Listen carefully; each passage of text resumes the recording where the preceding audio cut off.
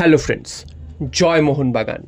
মোহনবাগানের সিনিয়র দলের প্র্যাকটিস কবে থেকে শুরু হবে সেটা স্পষ্টভাবে জানা না গেলেও মোহনবাগানের সিনিয়র দলের প্লেয়াররা যে আসতে শুরু করবেন সেটা কিন্তু জানা গেছে। তোমাদের জানিয়েছিলাম যে ভারতীয় প্লেয়াররা 24-25 তারিখের মধ্যে চলে আসবেন এবং বিদেশি প্লেয়াররা অগাস্টের প্রথম উইকের মধ্যে চলে আসবেন এবং তারপর কোচ আসবেন। আর মোহনবাগানের সিনিয়র প্লেয়াররা মোটামুটি একসাথে খেলতে নামবেন ডুরান্ড কাপের নকআউটে, যদি মোহনবাগান নকআউটে উঠতে পারে। তো এখন আমাদের প্রশ্ন হচ্ছে যে অন্যান্য দলগুলো, বিশেষ করে ইস্টবেঙ্গল, তারা তো প্লেয়ারদের সব নিয়ে চলে এসেছে, অলরেডি প্র্যাকটিসও শুরু করে দিয়েছে এবং ডুরান্ডের হয়তো গ্রুপ লিগ থেকেই তাদের সমস্ত প্লেয়াররা, সিনিয়র দলের প্লেয়াররা খেলবে।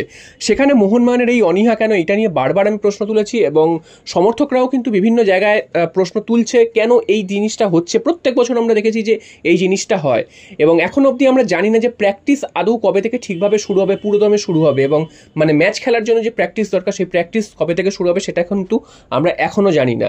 তো আমরা আশা করছি যে মোহনবাগানের প্র্যাকটিস খুব শীঘ্রই শুরু হবে, তা না হলে কিন্তু মোহনবাগান সমর্থকরা ছেড়ে কথা বলবে না।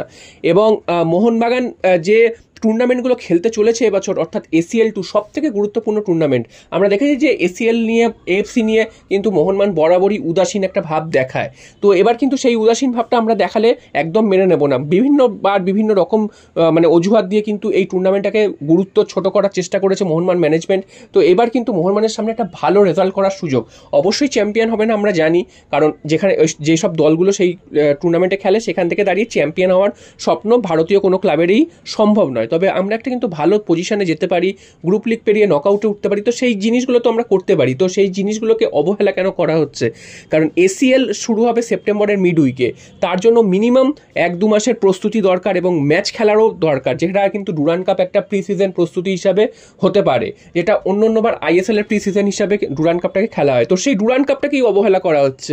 ডুরান্ড কাপের গ্রুপ লিগ থেকে কেন এই প্লেয়ারদেরকে নামানো হচ্ছে না? কেন নকআউটে উঠলেই নামানো হবে? গ্রুপ লিগ থেকে যে নকআউটে উঠবে মোহনবাগান তারও তো কোনো নিশ্চয়তা নেই, কারণ জুনিয়র দলের প্লেয়াররা খেলবে, সেখানে অন্যান্য দল সিনিয়র দলের প্লেয়াররা খেলবে।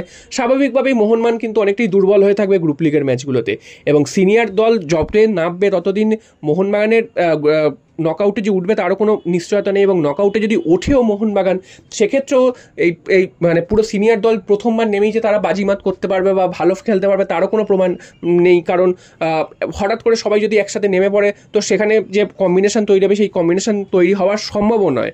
তো সেটা কিন্তু একটা বাজে একটা ইম্প্যাক্ট পড়তে চলেছে দলের ওপর এবং মরশুমের শুরুতেই যদি এই ধরনের পারফরমেন্স হয়, এই ধরনের কিন্তু ঝামেলা হয়, তাহলে কিন্তু সারা মরশুমটা কিন্তু একটা বাজেভাবে কাটার সম্ভাবনা থেকে যায়। তারপর আবার ACL রয়েছে গুরুত্বপূর্ণ ম্যাচ, তো সেখানে কিন্তু বিদেশি টিমের বিরুদ্ধে খেলতে হবে। যেসব টিমগুলো হয়তো তাদের নিজেদের দেশের লিগ অলরেডি খেলতে শুরু করে দিয়েছে বা শুরু করবে এবং তারা কিন্তু অলরেডি নিজেদের দেশের লিগের হয়তো 5-6টা-7টা ম্যাচ খেলে নিজেদের মধ্যে বোঝাপড়া তৈরি করে নিজেদের দেখে শুনে আসতে পারবে। সেখানে মোহনবাগান হয়তো হঠাৎ করে ACL এর ম্যাচেই খেলতে নেমে পড়লো। তো এইগুলো তো ঠিক হচ্ছে না এবং আমরা যেটা জানছি যে জেমি ম্যাকলারিন সম্ভবত 29শে জুলাই মোহনবাগান দিবসে উপস্থিত থাকতে পারে, সেরকমটাই কিন্তু খবর। এবং সব থেকে বড় কথা, ট্রান্সফার আপডেটে মোহনবাগানের কি খবর? ট্রান্সফার নিয়ে মোহনবাগান একেবারেই চুপ, যেটা কিন্তু অন্যবার মোহনবাগান ঝড় তোলে ট্রান্সফার মার্কেটে, সেই ট্রান্সফার মার্কেটে মোহনবাগান একেবারেই চুপ। হ্যাঁ, মোহনবাগানের প্রথমে একটা সমস্যা ছিল যে মোহনবাগানের ট্রান্সফার রেজিস্ট্রেশন ব্যান ছিল, তো সেই রেজিস্ট্রেশন ব্যান উঠে গেছে। তারপরে মনে করেছিলাম যে পরপর নিউজ আসবে, তারপর ISL নিয়ে একটা দোনামোনাটা শুরু হলো, সেখানে ISL এর ভবিষ্যৎ কী হবে তাই নিয়ে কিন্তু সমস্ত ক্লাবরাই একটু পিছিয়ে গেছে। তো মোহনবাগানে তো সেই বাকি ক্লাবগুলোর মতন হওয়ার কথা নয়, কারণ মোহনবাগান দেশের 1 নম্বর ক্লাব, মোহনবাগানের সমর্থক এত রয়েছে। তো অন্যান্য ক্লাবরা যদি নাও খেলে, ISL খেলা বন্ধ হয়ে গেলে তারা যদি ক্লাব তুলে নিয়ে চলে যায়, মোহনবাগান তো সেটা করবে না, মোহনবাগানকে খেলতেই হবে।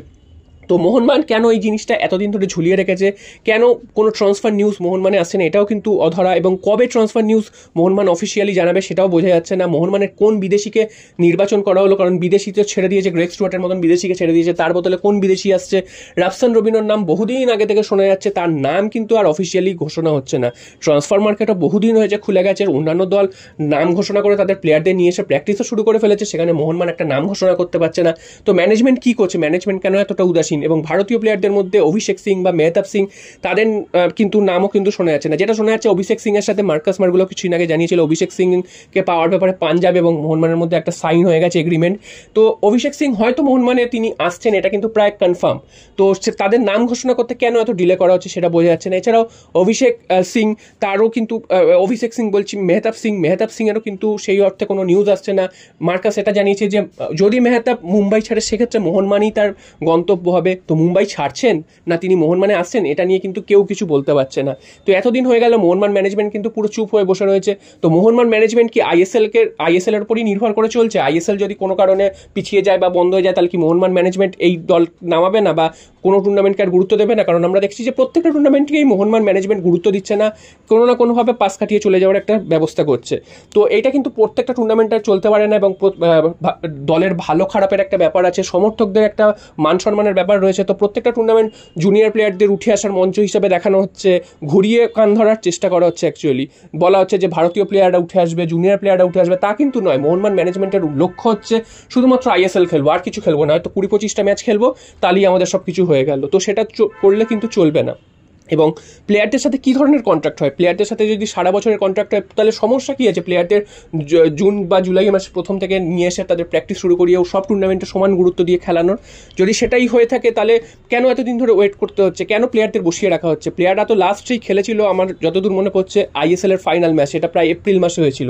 তারপর থেকে প্রায় 3-4 মাস হয়ে গেল। 3-4 মাস কেন বসে রইল? এত বিশ্রামের কী দরকার? যেখানে বিশ্বের তাবড় তাবড় ক্লাবের প্লেয়াররা তারা কিন্তু প্র্যাকটিস শুরু করে দিয়েছে, হয়তো খুব হার্ডলি 15 থেকে 1 মাসের গ্যাপ পায়। এবং হয়তো এবার ক্লাব ওয়ার্ল্ড কাপ হচ্ছে, সেখানে কিন্তু অনেক ক্লাবের প্লেয়াররা সেই গ্যাপটুকুও পায়নি। তো এই ইন্ডিয়ান প্লেয়াররা বা মোহনবাগানে খেলা প্লেয়ারদের এতটা কিসের ছুটির প্রয়োজন যে এক একজন এক এক জায়গায় ঘুরে বেড়াচ্ছে, তাদের কোনো প্র্যাকটিসের কোনো বালাই নেই, নিজেদের ফিটনেস ধরে রাখার কোনো বালাই নেই, এবং হঠাৎ করে একদিন এসে খেলতে চলে এলো?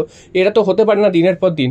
তো মোহনবাগান ম্যানেজমেন্টের এখানে কি শর্ত রয়েছে সেটা কিন্তু বোঝা যাচ্ছে না। প্লেয়ারদের সাথে কী ধরনের চুক্তি করা আছে, তাদের সাথে কি শুধু 20-25টা ম্যাচের চুক্তি করা রয়েছে, সেটাও জানাক সমর্থকদের, কেন তারা এইভাবে দিনের পর দিন চালাচ্ছে।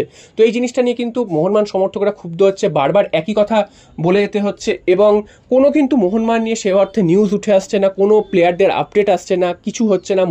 বাকি সব ক্লাব কিন্তু সমস্ত রকম প্রস্তুতি শুরু করলেও মোহনবাগান কিন্তু একেবারে চুপ। খালি সোশ্যাল মিডিয়াতে পুরনো কিছু ছবি পোস্ট করা হচ্ছে, ব্যাস। এর বাইরে কিন্তু মোহনবাগান সম্পর্কে লাস্ট 2-3 মাসে কিন্তু আর কোনো খবর নেই। মোহনবাগান নিয়ে কি হচ্ছে, রিউমারও সেই অর্থে বেরিয়ে আসে না। রিউমার আসলেই তো ট্রান্সফারের একটা গন্ধ পাওয়া যায়, তো সেইগুলো কিন্তু কিছু বেরিয়ে আসছে না। তো এতটাই চুপ মোহনবাগান এর আগে কিন্তু কোনোদিন হয়নি। তো দেখা যাক আগামী দিনে কি হয়, এবং আশা করছি ভারতীয় প্লেয়াররা শীঘ্রই এসে জয়েন করবে এবং একটা প্র্যাকটিস শুরু করবে, এটা কিন্তু আমরা আশা রাখি। দেখা যাক। জয় মোহনবাগান।